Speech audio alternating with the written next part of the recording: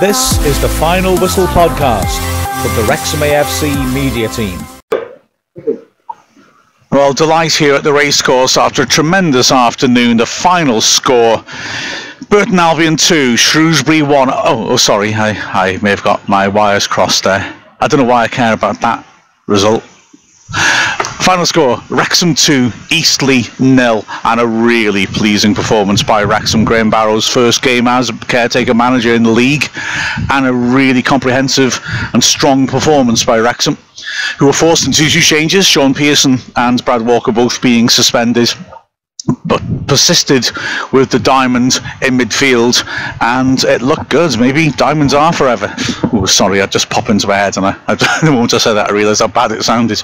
But Wrexham looked good. They coped with poor weather conditions in the first half, and as the game wore on, really took control to the point where, well, really halfway through the second half, it really did look extremely comfortable.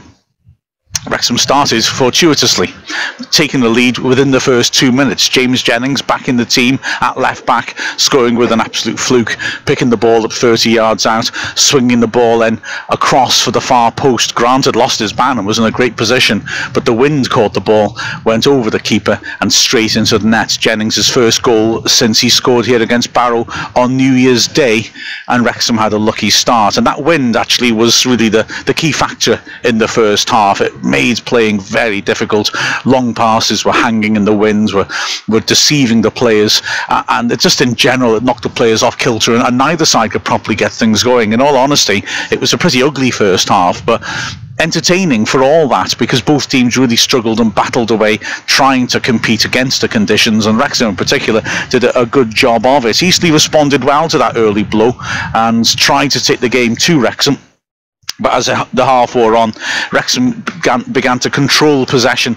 The lead, I think, helped them in that respect. They didn't have to force the play in the bad conditions, and as a result of that, they often had quite controlled of the ball in the middle of the pitch. Eastleigh's midfield dropping a bit too deep and allowing Wrexham to dictate things, and the midfield diamond really functioned extremely well. Summerfield was the man anchoring at the base of it and was making a lot of interceptions, but was playing really well out from the back too. Carrington was very impressive with his touch and ability to carry the ball and pick a pass. Right on the other side was showing just the qualities that Dean Keats saw when he gave him the contract. He was really strong, working from box to box, often was getting forwards and getting beyond the two strikers. Really influential figure in the game, and Rutherford's energy was absolutely non-stop. In the first half, a lot of that energy was devoted more really towards just being diligent, tracking back and trying to create space for the strikers. In the second half, he would be decisive in his roles as Wrexham became an incisive breakaway team. But Wrexham, like I said, started to carve out chances. Nice breakaway.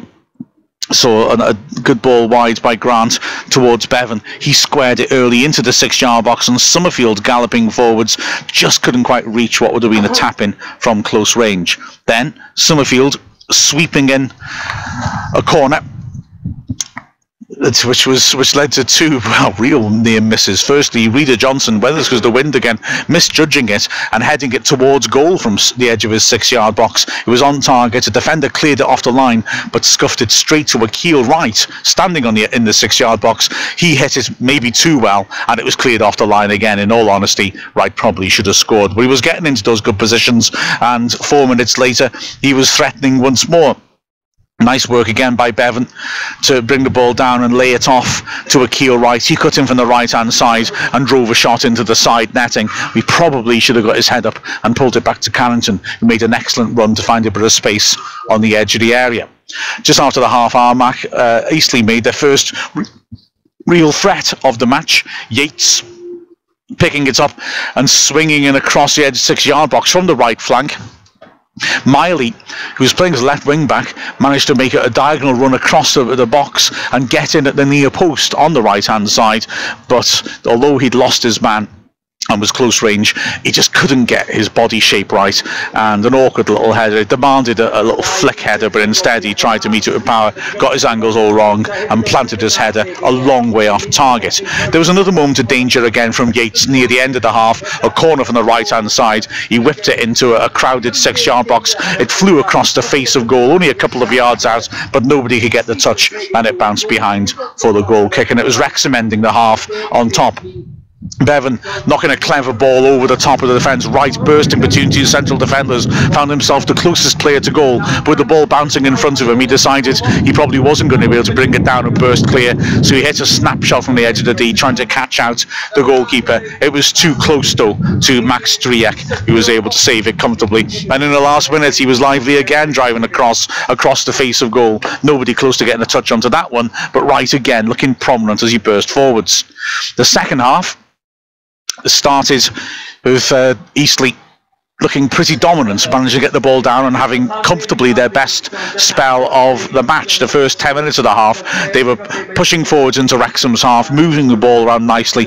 They'd always had overlaps on the flanks. Wrexham basically quite happy with their diamond just to concede the flanks. Eastleigh were playing a 3 at the back, and their wing backs were high up the pitch, but they were defending the box really well. The second half was the same, but Eastleigh started working things better on the flanks, using those overloads, getting Yates out into crossing positions, and they threatened, at least maybe threatened's the wrong word. They dominated possession without necessarily threatening. Wrexham continued to defend robustly.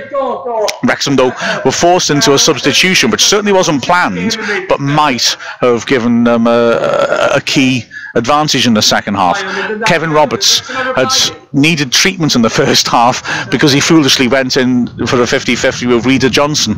Johnson, Eastleigh's massive central defender, won the 50-50 and damaged Roberts in the process. No hint of a foul from it. Johnson's massive bulk meant he was a constant threat, not on Wrexham's goal, but just physically. He also had a clash of heads with Akil Wright. Akil Wright needed treatment. Johnson just walked it off.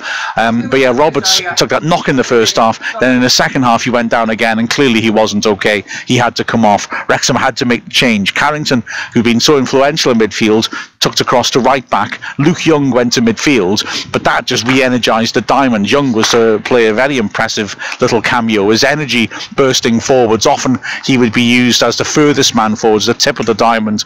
Was really re-energised Wrexham in midfield, and it was a nice piece of play by him which started the process for the second goal in the 59th minute. It came from an Eastleigh free kick which was underhit by Yates and cleared on the edge of the box. The clearance skipped across the edge of the area, and Young did well to accelerate and get to it first on the left hand side, play a terrific long ball over the top which picked up Bevan on the left hand side. Now 2-on-2 break, Grant completely unmarked at the far post. A great chance of Bevan, who got his head up early and saw that Grant was in space, but he got the pass wrong, trying to pull it across and put Grant through on goal, and hit it a long way behind the striker. Luckily for Wrexham, Rutherford accelerated onto it, brought it under control well, and now it was a 3-on-2 break. Rutherford did well to help it onto Grant in the right channel, and Grant shifted it onto his left foot, drew the keeper to him, and then clipped it over him in off the left post to score his first goal for Wrexham and give Wrexham a 2-0 lead. And Wrexham continued to push on and threaten. In fact, a couple of minutes later, we could even have seen Eastleigh go down to 10 men. It was a strange incident.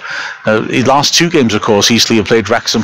They've gone down to 10 men because Andrew Boyce has picked up the only 2 red cards of his career. This time it was the big man, Reader Johnson, who, for my money, I thought really snapped into Bevan very late and very high, right on the corner of the box, and it looked like a red card challenge to me. I was pretty astonished that the referee didn't even deliver a yellow for it. The free kick then on the corner of the box. James Jennings stepped up and ripped a vicious driven ball into the 6-yard box. Grant lunging at it at the near post, couldn't quite get a touch. A defender got a little tickle on it, and that probably prevented Jennings from getting his second goal of the match, as the ball just scraped the left post and went behind for a corner. But Wrexham at this point now were really starting to revel in things. The wind had gone down a little bit, and as a result the quality of the football was improving, and Wrexham were able to break with terrific speed. 2 strikers often being joined by Rutherford or by Young or by both. and they really threatened to tear into Eastleigh and score more goals. Although it must be said the next chance they created was more from a patient passing move. They recirculated the ball nicely from left to right. Grant's switch providing impetus, Carrington bursting onto it, adding a bit of pace as he broke down the flank, and then feeding it to Rutherford, and Rutherford dinked in a nice first time cross to the near post. Bevan had lost his man unmarked 6 yards out, decided to place his header but got it wrong and placed it about a foot wide of the right post. He really ought to have scored, but Wrexham continued to threaten. Rutherford winning the ball well, feeding the ball to Wright, Wright feeding it on to Grant, and Grant on his right foot breaking down the channel 18 yards out, lashing in a powerful shot which was just off target. And 2 minutes later, another chance for Grant on his right foot. This time it was a great counter-attack. Lovely skill by Bevan to help the ball on. Rutherford shifting the ball on to Grant, again in a similar position in the right channel. And on his right foot he drove it across the keeper this time, and it just scraped the left post. To be fair, I think Striak had lunged down, probably had it covered. But Wrexham looked in real control at this point. I must say, unlike me, because normally I'm the sort of person who, if you're 2 up, you think I'm thinking, well, if we concede a goal now, it's all back in the mix again. I found myself in commentary actually calling it as a win for Graham Barrow in his first league match, and I had to correct myself because it just did feel that comfortable. Wrexham's goal not really feeling threatened. There were a couple of late opportunities. A nice piece of play by Williamson 25 yards out, spinning his man and playing it in square to Gobbin, who had a clear sight of goal but decided to hit it early. It was slightly behind him, and he didn't quite dig the shot out properly, struck it too close. An easy save for Langton. There was a late chance for Yates as well, but he wafted his foot across it rather ineffectually, and it looped harmlessly off target for a goal kick. In fact, in the last minute, it was Wrexham who came closest to getting the third. Just as Luke Young had put in a good cameo, Chris Holroyd came on and clearly looked eager to impress. And in the last minute, it looked like he might get his opportunity. The ball was played in, and he managed to wriggle clear the last defender to run in on goal. But unfortunately for him, the ball was bouncing really awkwardly in front of him, and although he managed to tame it with his body, by the time he did so, defenders had come across and denied his chance at a clear run on goal. But Wrexham looked impressive, in fact, as impressive in the league as they have done for quite some time. Another clean sheet as well, which is rather pleasing. But I've got to say, in the preamble to the match on Calon FM, I suggested maybe there's going to be a tactical game of cat and mouse. Wrexham having switched to a diamond for the first time this season last Saturday, and Eastleigh switching away from the diamond that they used last Saturday and going to three at the back. And I wondered if the teams might switch their formations around as they tried to second guess each other. Well, the fact of the matter is that Eastleigh went to three at the back, switched to a diamond, and then went back to three at the back again, because they were the side who were struggling to cope. Wrexham just stuck with their original game plan and dictated their terms throughout. It was a comprehensive and impressive performance by Wrexham, and one that I'm sure will have delighted Graham Barrow as much as it delighted the Wrexham fans. Oh, and Shrewsbury lost too. Did I mention that before? I can't remember. For further analysis, have a listen to what Harry Wright and I said after the match on Calon FM. This is the Final Whistle podcast from the Wrexham AFC media team. So the final score here on Calon FM, Wrexham 2, Eastleigh 0. Wrexham do the double over Eastleigh for the first time either side to achieve the double in this fixture. And I've got to say, that was very impressive. Thoughts, Harry? Yes, no, you're not wrong there. It was a very good, I think, it seems a bit silly to say this considering we scored a goal 2 minutes in, but I'd say it was maybe a bit of a slow builder in a sense. If you ignore the goal, which was a fluke, let's be honest, it took us a bit to get into it, to maybe acclimatise to the weather, but sort of as both halves grew on, we seemed to get the better of things, whereas Eastleigh didn't. And that second half especially, that was that sort of 10-15 minute period where we were just absolutely dominating them. We scoring the goal and just creating that counter attack after counter attack. Wrexham really, in the end, you have to look at it, was the better team without a doubt. For me, I agree. It was a slow burner. In the first half, the conditions were difficult. That early goal was valuable, I think, in setting the tone. but we had complete control of it. We kept our arm's length comfortably, and grew into that first half as the better sides. And the second half, goodness me, we really started ripping into them, especially after Young came on and added some fresh legs in the middle of the pitch. And for me, that's probably our most convincing performance since going back to around October, when we were pretty comfortable winning at Dagenham, or September when we were thumping Ebbsfleet. That we did. I mean, I'll be honest with you. I mean, I think one of my major reasons I'm realising that is that from about 20 minutes out, I was calling it as a win. I'm always very conscious. I don't want to tempt fate. Yeah. But the fact of the matter is, from 20 minutes out, I thought we won this. I didn't really see it any other way. We would look very comfortable. It was one of those games that, you know, we played. I'd say we probably played that well against Newport. But in that particular game, I mean, but we didn't get the goals. But it's like, we got the goal in this game. It's like, well, we've done the hard part almost immediately. You know, we can control the game. If we do that, we'll be absolutely fine. And we did that. You know, there was, you know, a couple of moments here and there where Eastleigh, I think, got on top of Wrexham a bit, but it was managed. Nothing came of it. And in the end, we got the second goal, which assured things. And I think definitely that second goal just Eastleigh crumbled a bit. You know, without a doubt, when you're chasing the game 1 goal down, you can do it, but when you're 2 down, you know, they just, I think they, as you said, their heads dipped a bit, and that was it for them. We made chances as well, and I've been a step with a lot of people lately, just saying that I feel we haven't made enough chances to match our play. I thought we did against Newport, to be fair. The keeper did very well. We made a lot of chances in this game. Maybe the only criticism, but I'm not really making this of any great strength, was that we could have really put them to bed and ended up winning by 3 or 4 goals very comfortably. Yeah. But as was mentioned in Ask Wrexham, the 2 strikers, it's a different sort of shape to how we normally play, and it worked well, I thought. Yeah, no, without a doubt. It was, I think Bevan and Grant really did work well together. Obviously Bevan kind of playing that almost sort of deeper striker role, playing it on to Grant, but that's not to say he wasn't afraid to, you know, get involved himself. But you also had Rutherford sort of playing balls in, especially in the second half, you know, being that proper. We just had a lot of good passes in this game, a lot of players that were finding good passes to make, and it was just paying dividends. You know, Akil Wright as well was getting into good places, getting the ball forwards. We played smartly today, I think would be the best thing to say. Yeah, I like that. We used the ball well. There's a lot of experienced players out there now. You've got Grant, Bevan, Summerfield, Young when he comes on. He's actually 275th career appearance today. Yeah. You've got Carrington, who's an intelligent user of the ball. Smith, Jennings, you know, you've got a lot of experienced core in that team now, and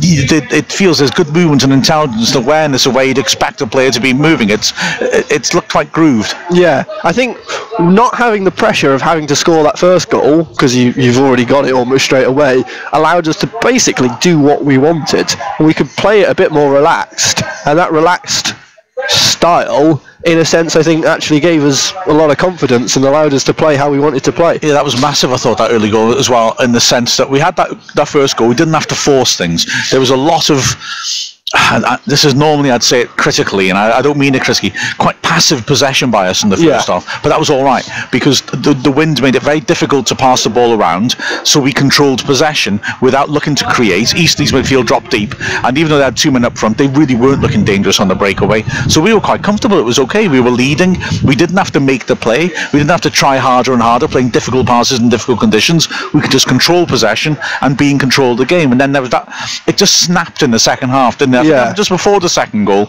Young coming on gave us energy and drive going forwards, and we started hitting them on the break, and they cracked a bit. Yeah. And we really had a period of about 20 minutes where we were creating chances constantly, weren't we? It was great to watch. Yeah, no, it was brilliant to watch. Just it was almost surreal as the fact that it seemed like the same chance again and again and again. It's just like it was ball from like Young or whoever up to Rutherford, who would pass it on to Bevan or Grant, who would then pass it the other way, and it just, that's how we got our second goal, and that's how we created every other chance after that. Basically, you know, we weren't relying on the set pieces or the fluky goal in the first half, but in the second half, you know, we were creating chances of our own accord. Time's got away from me there. I've enjoyed chatting to you so much, I just realised. To go. Quick call, 2-word answer, man of the match. Okay, right. Fair point. Excellent. Well, we enjoyed ourselves so much we overran. We're so sorry, Heather, back in the studio. But an excellent performance by Wrexham. So we'll hand back to the studio with a final score of Wrexham 2, Eastleigh 0. This is the Final Whistle podcast from the Wrexham AFC media team. Shame about the Shrewsbury score, though, wasn't it?